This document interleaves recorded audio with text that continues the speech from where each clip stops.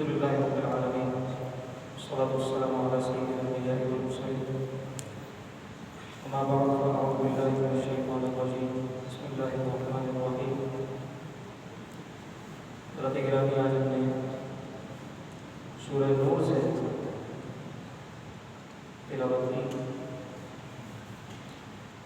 آج ہم نے سورہ نور کی سماعت کی، پھر اس کے بعد سورہ فرقان سماعت کی، پھر 19واں سپارہ شروع ہوا، سورہ شعراء کی سماعت کی.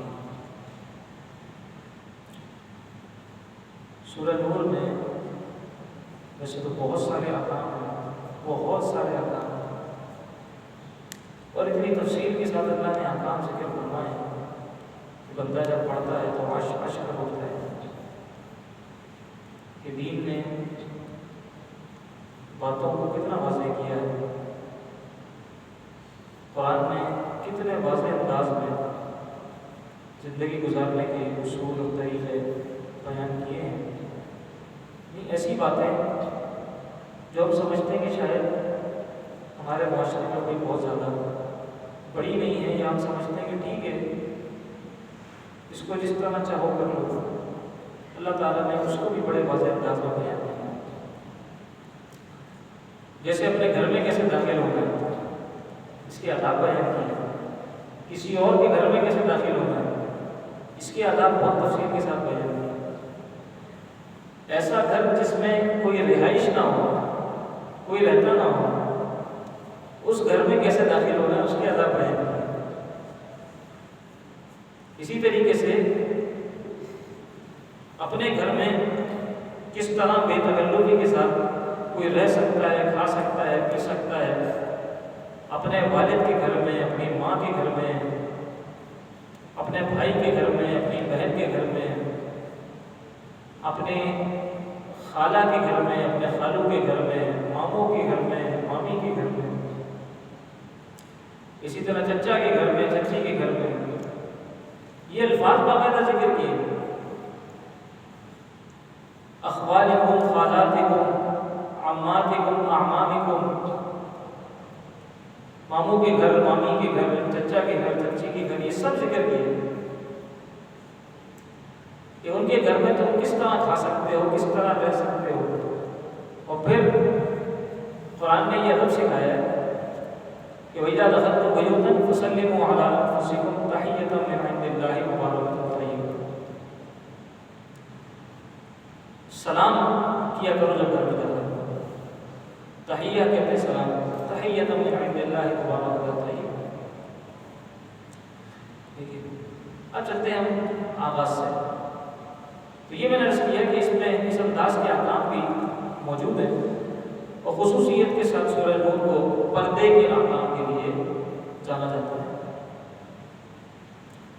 اس کا آغاز ہوتا ہے سورۃ انزلناها وفرضناها. تو بڑا ایک زبردست اس کا انوکھا انداز ہے اس کے آغاز کا. پھر اس میں اللہ تبارک و تعالیٰ نے زنا کے حوالے سے جو سخت احکام ہے وہ بیان کیا، اور پھر آگے چل کر والذین یرمون المحصنات، یہ بڑی سمجھنے کی بات ہے. آج ہمارے یہاں خصوصاً سوشل میڈیا کا دور ہے، تو ذرا سی کسی کے بارے میں ہم کچھ دیکھتے ہیں تو اس کے اوپر تہمتیں لگانا شروع کر دیتے ہیں. کسی خاتون کو دیکھا آتے جاتے، وہ روزانہ یہاں سے آتی ہیں، روزانہ جاتی ہیں، تو ان کے اوپر ہم نے معاشرے نے تہمت لگانی شروع کر دی. جس کا جو دل چاہا اس نے کہہ دیا. کسی کو کہیں کسی تقریب میں دیکھ لیا، کسی کو کہیں کسی ہوٹل میں دیکھ لیا، کسی جگہ دیکھ لیا، اٹھا کے اس کے اوپر تہمت لگا. کسی کو کسی کے ساتھ دیکھ لیا، تہمت لگا.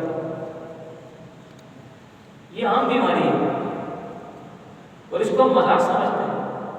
اس کو آج کل کے نوجوان مذاق سمجھتے ہیں.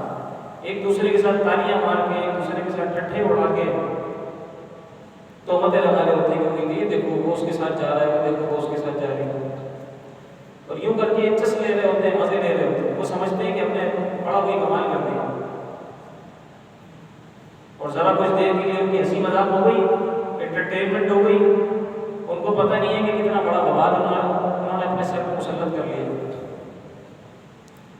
قرآن تو کہتا ہے کہ والذین یرمون المحصنات، جو پاک دامن عورتوں پر تہمت لگائیں، ثم لم یأتوا بأربعۃ شہداء، اور پھر اس کے بعد وہ 4 گواہ نہ لے کر آ سکیں۔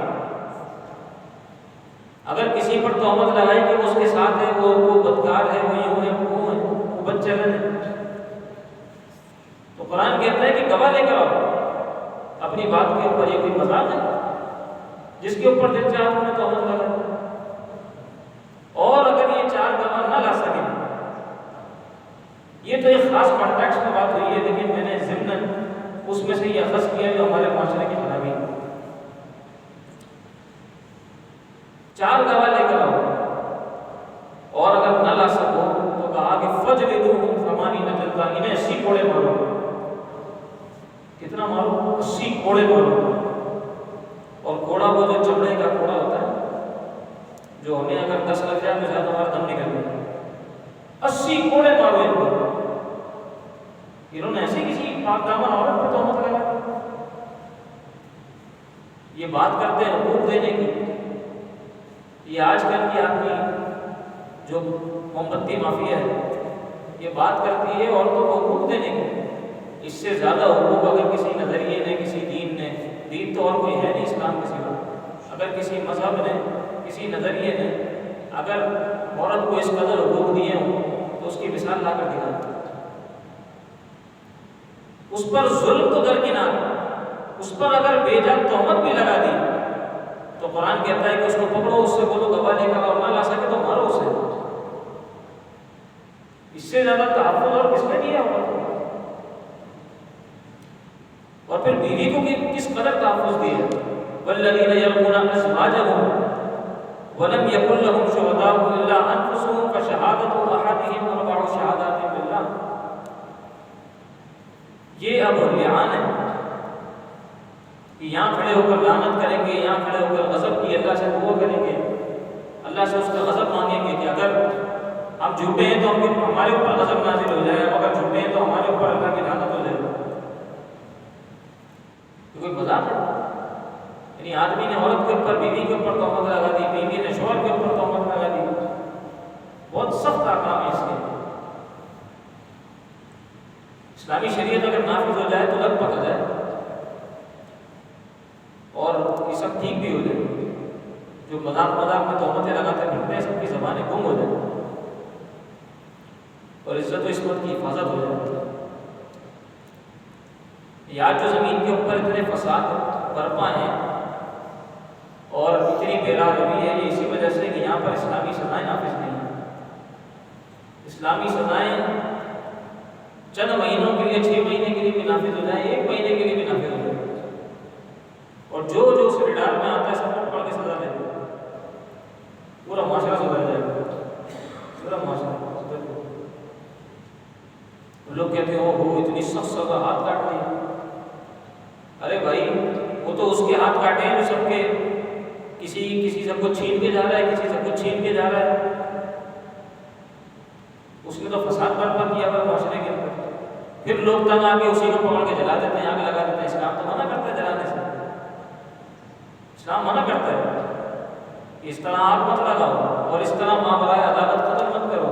جو ہو رہا ہے لوگ اسے اپنا حق سمجھ رہے ہیں، اسلام تو اس سے منع کرتا ہے۔ اسلام کہتا ہے کہ یہ ہے ایکسیجریشن، یہ ہے شدت، اسلام اس سے منع کرتا ہے۔ لیکن ایک قرینے سے اور ایک طریقے سے اسلام منتخب سزائیں دیتا ہے اور پھر کہتا ہے کہ سب کو جمع کرو، سب کو جمع کرو، اس کو چوک پہ سزا دو، بیچ چوراہے کے اوپر اس کو سزا دو، سب دیکھیں اس کا تاکہ سب عبرت پڑھیں۔ آگے چلتے ہیں تو اللہ رب العزت نے پردے کے حوالے سے احکام ذکر کیے۔ بیچ میں جو چیزیں میں آپ کے سامنے پہلے بیان کر چکا ہوں، تو یہاں پر آئی ہیں کہ گھروں میں کس طرح داخل ہونا ہے، اور مختلف لوگوں کے گھروں میں مختلف، یعنی خالی گھر، رہائش والا گھر، رشتہ دار کا گھر، دوست کا گھر، ان سب کے احکام ذکر ہوئے ہیں، وہ سب میں نے آپ کے سامنے ضمن بیان کر دیا۔ اب آ جائے پردے کے احکام۔ سب سے پہلے فرمایا قل للمؤمنین یغضوا من ابصارهم سب سے پہلے مرد کو نگاہیں جھکا کے رکھنے کا حکم دیا ہے قرآن نے. عورت کو حکم بعد میں دیا، اس سے پہلے مرد کو حکم دیا. یہ کہتے ہیں کہ عورت کو قید کر دیا اسلام نے، آدمی کو حکم دو، آدمی کو سمجھاؤ. بھائی پہلے آدمی کو حکم دیا پھر عورت کو حکم دیا، دونوں کو حکم دیا. سنیے کہ عورت کو قید کر دیا اور عورت کے اوپر ساری پابندیاں لگا دی، آدمی آزاد ہے. پہلے حکم آدمی کو دیا، قل للمؤمنین یغضوا من ابصارہم، اے حبیب آپ ایمان والے مردوں سے فرما دیں کہ اپنی نظروں کو جھکائیں. پھر آگے چلیں، قل للمؤمنات یغضضن من ابصارہن. اگلی آیت میں عورتوں کو حکم دیا ہے، مومن عورتوں کو، کہ وہ اپنی نظروں کو جھکائیں اور اپنی عزتوں کی حفاظت کریں. وَيَحْفَظْنَ فُرُوجَهُنَّ وَلَا يُبْدِينَ زِينَتَهُنَّ إِلَّا مَا ظَهَرَ مِنْهَا. اب دیکھیں فساد کی جڑ یہی ہے. ان لوگوں کی جو کوشش ہے، آزادی مافیا کی، موم بتی مافیا کی جو کوشش ہے، وہ بے راغبی ہے اور عورت کو بے لباس کرنا ہے. اور عورت جب بے لباس ہوتی ہے تو معاشرہ تباہ ہو جاتا ہے، معاشرہ تباہ ہو جاتا ہے. اب دیکھیں نا قرآن نے کیا کہا ہے؟ قرآن نے کہا ہے کہ وَلْيَضْرِبْنَ بِخُمُرِهِنَّ عَلَىٰ جُيُوبِهِنَّ، کہ جب تم باہر نکلو تو اپنی چادریں اپنے گریبانوں پر ڈال لیا کرو، چادر لے لیا کرو. ٹھیک ہے. اب آج کل ابایا ہے، ٹھیک ہے ابایا پہن لے، لیکن ابایا بھی جو ہے وہ اب فیشن بن گیا ہے. وہ فیشن میں آ کے ابایا ایسا ہو گیا کہ اس کا پہننا نہ پہننا برابر ہے. اتنا ٹائٹ، اتنا چست اور اتنا ہلکا یا اتنا بھڑکیلا کہ وہ ویسی لوگوں کو متوجہ کرنے کی طرف، تو پھر وہ چھپانے والی چیز کہاں رہی؟ پھر تو وہ اور متوجہ کرنے والی چیز ہوگی. اس کا تو پہننا نہ پہننا ہے برابر ہے. برائے نام ابایا ہے تو وہ بھی ایک چست، ایک تنگ سوٹ. تو جو چادر کا حکم ہے وہ اس لیے کہ وہ ڈھیلی ہو اور اچھی طریقے سے وہ ایک بیرونی لباس ہو جائے اور جو زینتیں ہیں وہ زینتیں چھپ جائیں. قرآن نے کہا کہ بلا یبدین زینتہن الا ما ظہر منہا. ہاں اگر کوئی زینت خود سے ظاہر ہو جاتی ہے تو پھر تو وہ ظاہر ہے کہ کوئی بھی اس کا مکلف نہیں ہے، کوئی بھی اس میں اس کی گرفت نہیں ہے. لیکن جان بوجھ کر اپنی زینتوں کو ظاہر نہ کرے. اور یہ بھی سکھایا کہ جب زمین پر چلے تو اس طرح چلے. وَلَا يَضْرِبْنَ بِأَرْجُلِهِنَّ لِيُعْلَمَ مَا يُخْفِينَ مِنْ زِينَتِهِنَّ. اگر زور زور سے زمین پر پاؤں کو مار کر چلو گے تو تمہاری زینتیں ظاہر ہو جائیں گی، لہٰذا زمین پر بھی آہستگی سے چلو. یہ بھی سکھایا ہے. اور یہ بھی سکھایا ہے کہ کس کے سامنے عورت ایزی ہو سکتی ہے، یعنی کہ بے لباس ہو جائے. کس کے سامنے ایزی ہو سکتی ہے یعنی ذرا آسانی کے ساتھ بیٹھ جائے، پردہ نہیں ہے کس کے ساتھ، وہ بہت تفصیل کے ساتھ ذکر کر دیا کہ وَلْيَضْرِبْنَ بِخُمُرِهِنَّ عَلَىٰ جُيُوبِهِنَّ وَلَا يُبْدِينَ زِينَتَهُنَّ إِلَّا لِبُعُولَتِهِنَّ. شوہر کے سامنے وہ ایزی ہو سکتی ہے. او آبائہن، اپنے والد کے سامنے ہو سکتی ہے. او آبائی بعولتہن، اپنے سسر کے سامنے ہو سکتی ہے. او ابنائہن، اپنے بچوں کے سامنے ہو سکتی ہے. او ابنائی بعولتہن، اپنے شوہر کے بچوں کے سامنے ہو سکتی ہے. یعنی شوہر پہلے سے شادی شدہ اور اس کے بچے کسی اور عورت سے ہو، اس کے بچوں کے سامنے ہو سکتی ہے. او اخوانہن، اپنے بھائیوں کے سامنے.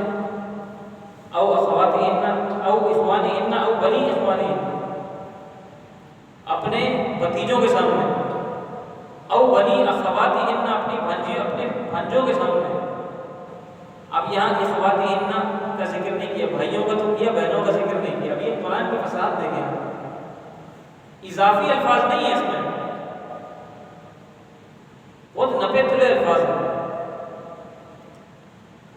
کہا بھائی کے سامنے، بھائی کے بچوں کے سامنے، بہن کے بچوں کے سامنے. بہن کے سامنے نہیں کہا. اس لیے کہ جو اگلا لفظ ہے نا اس کے اندر بہن خود شامل ہے، وہ ہے او نسائہن، اور عورتوں کے سامنے۔ اب عورتوں میں بہن خود شامل ہو،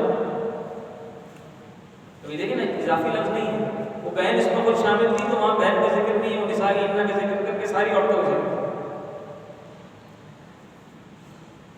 لیکن عورتوں میں بھی وہ عورتیں کے بارے میں علماء نے لکھا ہے کہ اس قسم کی جو عورتیں ہیں کہ جو بے راہ روی کا شکار ہیں اور بے راہ رو بنانا چاہتی ہیں خواتین کو، ایسی عورتوں کے سامنے یہ زنا ہو، ایسی عورتوں کے سامنے بھی بالکل سخت رہے اور بالکل ٹائٹ رہے، ان کے سامنے بھی زنا، اس لیے کہ ان کے سامنے بھی ذرا تھوڑی سی نرمی دکھائی، ذرا تھوڑی سی لچک دکھائی تو یہ اپنا وار کر دیتا، ان کے سامنے بھی زنا۔ اور پھر او ما ملکت ایمانہن او التابعین غیر اولی الاربۃ من الرجال، گھر میں جو نوکر چاکر ہوں ایسے کہ جو پردے کی حد تک نہ پہنچتے ہوں، کوئی چھوٹے بچے ہوں یا کوئی اس طرح کے ہوں گھر میں کوئی، ٹھیک ہے، تو ان کے سامنے ہو سکتی ہے۔ اچھا، اسی طرح اب الطفل الذین لم یظہروا علی عورات النساء، اور اتنے چھوٹے بچے کہ جن کو ان چیزوں کا پتہ ہی نہیں ہے، جن کو پردے کا پتہ ہی نہیں ہے، چھوٹے بچے ان کو پتہ ہی نہیں ہے، تو ان کے سامنے ہو سکتی ہے، ایزی ہو سکتی ہے، ٹھیک ہے۔ تو اب یہ دیکھیں کتنی تفصیل کے ساتھ محارم غیر محارم کا مفصل ذکر کیا ہے۔ تو پھر آگے چلیں، آگے کہا کہ اللہ اب یہ قرآن کا فلسفہ نہیں، وَأَنكِحُوا الْأَيَامَ مِنكُمْ وَالصَّالِحِينَ مِنْ عِبَادِكُمْ وَإِمَائِكُمْ إِن يَكُونُوا فُقَرَاءَ يُغْنِهِمُ اللَّهُ مِنْ فَضْلِهِ وَاللَّهُ وَاسِعٌ عَلِيمٌ۔ یہ ہمارے معاشرے کی بہت بڑی خرابی ہے، بہت بڑی برائی ہے۔ تو جو ہم کہتے ہیں نا دین سے دوری ہے، قرآن سے دوری ہے، یہ کوئی رسمی جملہ نہیں ہے، ہمیں پتہ ہی نہیں ہے قرآن نے کہا کیا ہے، ہمیں پتہ ہی نہیں ہے اللہ نے وعدہ کیا فرمایا ہوا ہے، اللہ نے کس قدر نواز دینا ہے، کس انداز میں نواز دینا ہے، ہمیں پتہ ہی نہیں ہے، ہم اپنی عقل سے چل رہے ہیں۔ قرآن نے کہا کہ جو تم میں سے بے نکاح ہوں، جو تم میں سے نکاح کے لائق ہوں اور بے نکاح ہوں، ان کا نکاح کر دو، صرف اس وجہ سے ان کا نکاح نہ روک کے رکھو کہ پیسے نہیں ہیں۔ بھائی اس وجہ سے ان کا نکاح روک کر نہ رکھو، پیسے نہیں ہیں، ابھی اتنا کما لے گا، ابھی اتنا بڑا ہو جائے گا، ابھی گھر بنا لے گا، ابھی گاڑی لے لے گا، وہ اس چکر میں آپ کو بڑا ہو جاتا ہے۔ عورت ہے تو ابھی پڑھ لے گی، ابھی یہ کر لے گی، ابھی وہ کر لے گی، ابھی فلاں کورسز کر لے گی، ابھی فلاں کی دنیا گھوم لے گی، وہ بوڑھی ہو جاتی ہے۔ تو قرآن کہتا ہے وَأَنكِحُوا الْأَيَامَ مِنكُمْ، جو بے نکاح ہوں، اس وجہ سے نہیں کہ وہ بھی فقیر ہیں، یعنی فقیر سے مراد یہ کہ ابھی وہ تنگ دست ہیں، تنگ دستی کی وجہ سے ان کے نکاح مت روکو، اس لیے کہ إِن يَكُونُوا فُقَرَاءَ، اگر وہ تنگ دست ہوں، نکاح کی برکت سے يُغْنِهِمُ اللَّهُ مِنْ فَضْلِهِ، اللہ اپنے فضل سے انہیں غنی کر دے گا، اللہ انہیں غنی کر دے گا۔ اور اللہ کے خزانے قدرت میں کون سی کمی ہے؟ واللہ واسع علیم، اللہ سب جانتا بھی ہے اور اللہ وسعت اور کشادگی والا بھی ہے، ساری وسعتیں اللہ کے پاس ہیں، کشادگی اللہ کے پاس ہے، کشادگیوں کا مالک اللہ ہے، وسعتوں کا مالک اللہ ہے، تو اللہ وسعتیں عطا فرما دے گا، اللہ کشادگی عطا فرما دے گا، اللہ تنگ دستی دور کر دے گا۔ تنگ دستی کی وجہ سے نکاح مت روکو۔ ابھی دیکھیں نا مہنگائی تو آگے بڑھتی چلی جاتی ہے، پہلے کہتے تھے کہ آدمی لڑکا جو ہے نا وہ 20,000 کما لے تو چلو معاشرہ مانتا تھا وہ شادی کے قابل ہے، پھر وہ 25,000 ہو گیا، پھر وہ بڑھتے بڑھتے بڑھتے اب تو 1,00,000 روپے کما لیتے تو کہتے ہیں کہ اس پہ کہاں سے گزارا ہوگا؟ یہ تو بڑھتی ہی جائے گی. تو اس کی وجہ سے نکاح روکیں گے، اور نکاح روکیں گے تو اس کی وجہ سے بیرار بھی پھیلے گی اور معاشرہ تباہ ہو جائے گا. اس لیے کہ جو فطری چیز ہے اس کو تو نہیں روک سکتے، اس پر تو پابندی نہیں لگا سکتے. فطرت تو جوش مارے گی، جب جوش مارے گی اور اس کو حدود و قیود نہیں ملے گی، وہ شتر بے مہار کی طرح پھرتی رہے گی، تو ظاہر ہے کہ معاشرے کے اندر بھی فساد برپا ہوگا. لہذا وہ اولاد کہ جو نکاح کے لائق ہے، نکاح کے قابل ہے، صرف اس وجہ سے کہ ابھی پیسے نہیں ہیں، ابھی کماتا نہیں ہے، ابھی اتنا نہیں کماتا. ہاں یہ بھی نہیں کہ بالکل اتنا کم دست ہے کہ بالکل اس کی نوکری نہیں ہے، بالکل ناکارہ نکلنا ہے، تو پھر تو ظاہر ہے کہ شریعت بھی منع کرتی ہے کہ ابھی نکاح مت کرو. دوسرے کو لا کر، کسی کو لا کر بلا وجہ تم نے جو ہے وہ آزمائشیں کھڑی کر دی ہیں. یہ وہ صورت ہے کہ جب آدمی کوشش کر رہا ہے، برسر روزگار بھی ہے، کوشش بھی کر رہا ہے، کچھ نہ کچھ کماتا ہے، محنت کرتا ہے، کرنا چاہتا ہے، بنانا چاہتا ہے، اور اکثریت ایسے ہی لوگوں کی ہوتی ہے. نکمے اور ناکارہ، اور وہ کہتے ہیں کہ وہ ہمارے یہاں بڑا مشہور جملہ ہے نا کہ کام کے نہ کاج کے دشمن اناج کے. کام تو کرتے نہیں ہیں، کھانا دے دو تو کھانا ایسے کھاتے ہیں کہ جیسے جو ہے نا وہ سب سے زیادہ حقدار کھانے کے یہی ہے. کما کے نہیں لاتے، کھانا سارا کھا جاتا ہے. ایسا نہ ہو، کماتا بھی ہو، کوشش کرتا ہو، لیکن تندرست ہو. اللہ تعالیٰ اسے نہیں کرتا، تو کوشش اپنی طرف سے کرو. آگے سورہ فرقان شروع ہو جاتی ہے. اچھا، اس کے بعد بھی کئی سارے احکام اور ہیں، جیسے والقواعد من النساء اللاتی لا یرجون نکاحا. یہ بھی آپ دیکھیں گے اللہ تعالیٰ نے ایسی عورتیں کہ جو اب نکاح کی امید نہیں رکھتی، یعنی سن ایاس کو پہنچی ہوئی بزرگ عورتیں، بزرگ خواتین، ان کے بارے میں الگ سے ذکر کیا ہے کہ ان کے پردے کے معاملات کیا ہیں. اس لیے کہ عموماً وہ ذی شہوت نہیں ہوتی، ان کو دیکھ کر جو ہے وہ کوئی کسی قسم کے فتنے کا بظاہر اندیشہ نہیں ہوتا، اور اب وہ نکاح کی امید والی نہیں ہوتی، بلکہ ان کی وہ عمر گزر چکی ہوتی ہے. تو ان کا بھی ذکر کیا والقواعد من النساء اللاتی لا یرجون نکاحا، وہ عورتیں کہ جو اب نکاح کی امید سے نہیں ہیں. فلیس علیہن جناح ان یضعن ثیابہن غیر متبرجات بزینہ، ان کے اوپر کوئی گناہ نہیں ہے اگر وہ عام حالات میں بھی تھوڑی سی ایزی ہو جائیں، یعنی ہلکا پھلکا سر سے دوپٹہ سرک جائے بزرگ عورتوں کے، ٹھیک ہے. لیکن کہا کہ غیر متبرجات بزینہ، وہ بھی اپنی زینتوں کو ظاہر نہیں کریں گی. ہاں ایزی ہو سکتی ہے، جیسے عورت نامحرم جوان، وہ ظاہر ہے کہ مرد سے جو مخاطبت کرے گی، مرد سے جو مکالمہ کرے گی، مرد سے جو بات چیت کرے گی، اس کی حد بندی اور اس کی پابندی اور ہے. لیکن بزرگ عورت کے بارے میں وہ بات کر سکتی ہے. لیکن اس میں بھی آگے چل کر فرمایا وَإِن يَسْتَعْفِفْنَ خَيْرٌ لَهُنَّ، یہ بھی اگر بچے تو یہ اچھا ہے، یہ بھی اگر بچے تو بہتر ہے. اور کس کے لیے بہتر ہے؟ خیر لہن، کنی کے لیے بہتر ہے. ہم نے جو پابندیاں، یعنی قرآن نے جو پابندیاں ذکر کی ہیں یہ پردے کی، یہ کس کے لیے بہتر ہے؟ اس میں کس کی بھلائی ہے؟ قرآن نے کہا انہی عورتوں کی بھلائی ہے. وَإِن يَسْتَعْفِفْنَ خَيْرٌ لَهُنَّ، یہ انہی کے لیے اچھا ہے. واللہ سمیع علیم. آگے پھر سورہ فرقان شروع ہو جاتی ہے، اور سورہ فرقان میں بھی کئی سارے احکام مفصل مذکور ہیں.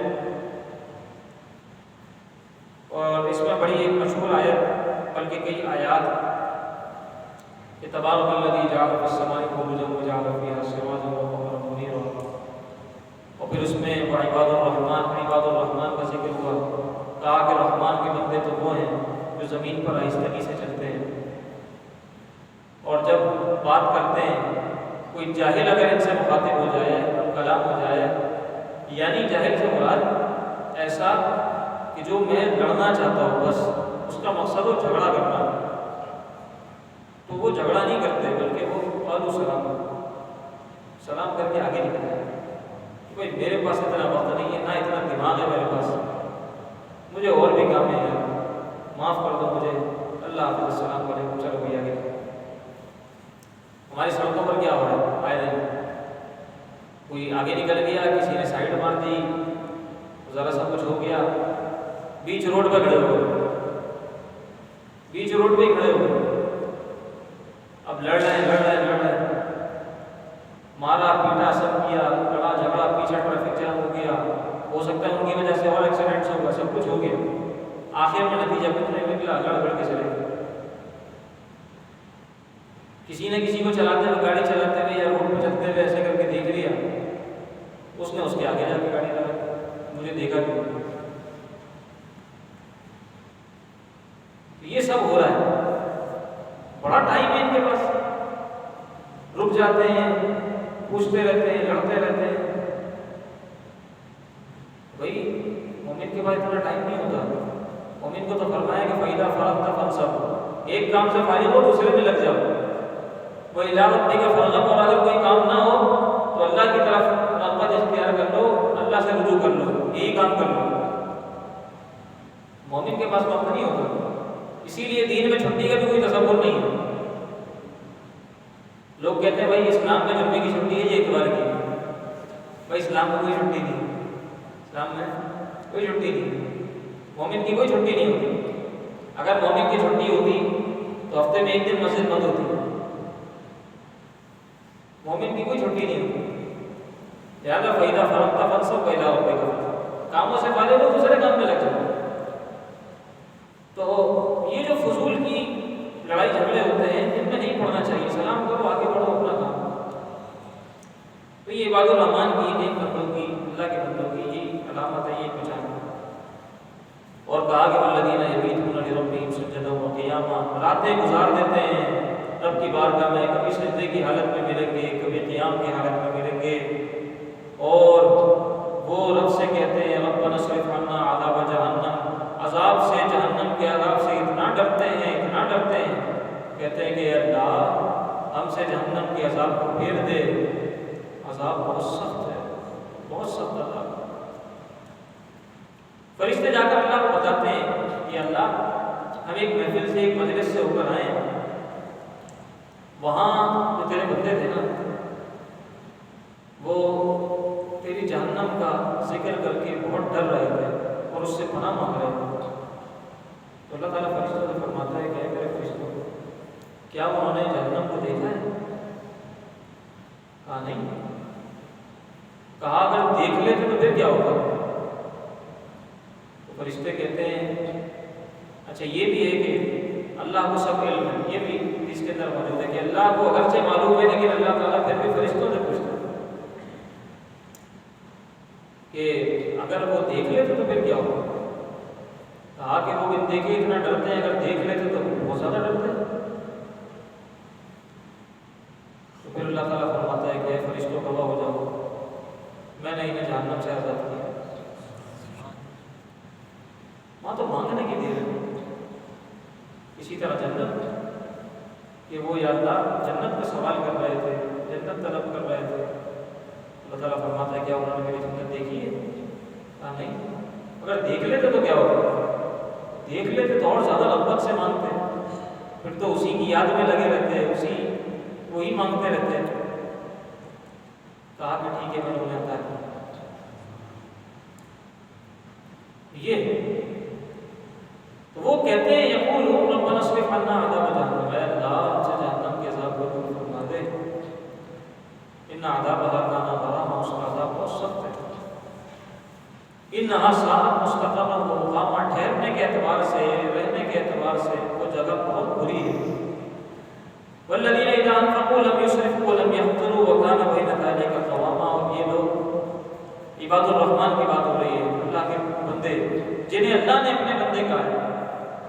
ویسے تو اللہ کے بندے سارے ہیں، لیکن جنہیں اللہ نے کہا ہے کہ یہ میرے بندے ہیں، ان کی صفات یہ ہیں۔ تو عبد دیگر عبد وہ چیزیں دیگر این سراپا انتظار و منتظر۔ علامہ اقبال نے کہا تھا نا کہ عبد اور ہوتا ہے، عبد ہو اور ہوتا ہے، یعنی بندہ اور ہے، اس کا بندہ اور ہے۔ جو بندہ ہے وہ تو خود سراپا انتظار ہے، وہ تو خود انتظار کر رہا ہوتا ہے، اور جو اس کا بندہ ہے اس کا انتظار ہو رہا ہوتا ہے، وہ منتظر ہوتا ہے۔ تو عبد دیگر عبد وہ چیزیں دیگر این سراپا انتظار و منتظر۔ تو کہا کہ والذین اذا انفقوا لم یسرفوا ولم یقتروا، عباد الرحمن جب خرچ کرتے ہیں لم یسرفوا ولم یقتروا، نہ تو وہ اسراف کرتے ہیں، ولم یقتروا اور نہ ہی وہ بہت زیادہ کمی کر رہے ہوتے ہیں، نہ ہی بخل کرتے ہیں، نہ کنجوسی کرتے ہیں، نہ اسراف کرتے ہیں، وہ کان بین ذلک قواما، بلکہ کیا کرتے ہیں وہ درمیان درمیان میں رہتے ہیں، وہ کان بین ذلک قواما۔ تو یہ اس میں عباد الرحمن کی اللہ کے نیک بندوں کی صفات مذکور ہوئی۔ اللہ تعالیٰ ہمیں ان صفات سے متصف فرما دے، اللہ ہمیں عباد الرحمن کی فہرست میں شامل فرما لے، وہ لوگ کہ جنہیں خود اللہ اپنا بندہ فرماتا ہے۔ ہم تو کہتے ہیں یا ربی یا ربی یا ربی یا ربی یا ربی، کاش کہ وہ دن بھی آئے رب فرمائے یا عبدی یا عبدی یا عبدی، اے میرے بندے اے میرے بندے اے میرے بندے۔ الحمدللہ رب العالمین۔